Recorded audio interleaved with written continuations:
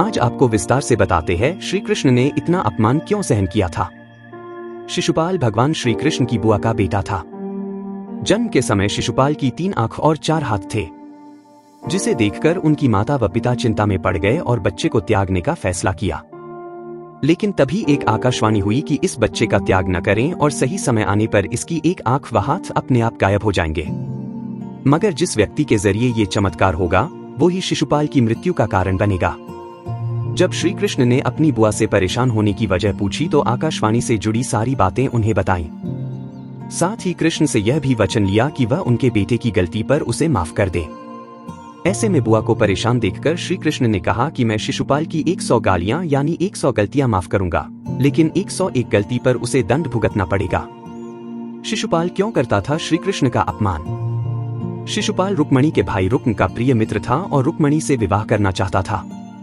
रुक्म भी यही चाहता था, लेकिन रुक्मणी के माता पिता अपनी बेटी का विवाह शिशुपाल की बजाय श्री कृष्ण से करना चाहते थे। ऐसे में रुक्म ने माता पिता की मर्जी के बिना बहन का विवाह शिशुपाल के साथ तय कर दिया और विवाह की तैयारियां शुरू कर दी। जिसके बाद श्री कृष्ण रुक्मणी को अपने महल ले आए और उनसे विवाह कर लिया। इस वजह से शिशुपाल श्री कृष्ण से नफरत करता था और मौका मिलने पर उनका अपमान करने लगता था। राजसूय यज्ञ के दौरान भगवान श्री कृष्ण का किया अपमान जब युधिष्ठिर को युवराज घोषित किया तो राजसूय यज्ञ कराया गया।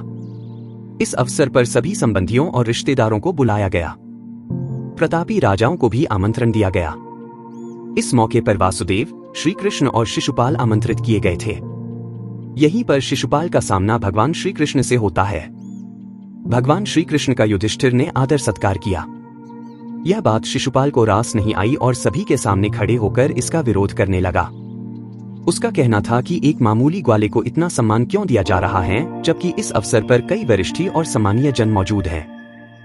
भगवान श्री कृष्ण शांत मन से पूरे आयोजन को देख रहे थे, लेकिन शिशुपाल उन्हें अपमानित करने लगा और उनके लिए अपशब्दों का प्रयोग करने लगा।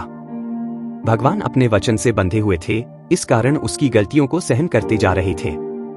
लेकिन जैसे ही शिशुपाल ने 100 अपशब्द पूर्ण किए और 101वां अपशब्द कहा, श्री कृष्ण ने अपने सुदर्शन चक्र को शिशुपाल का वध करने का आदेश दिया।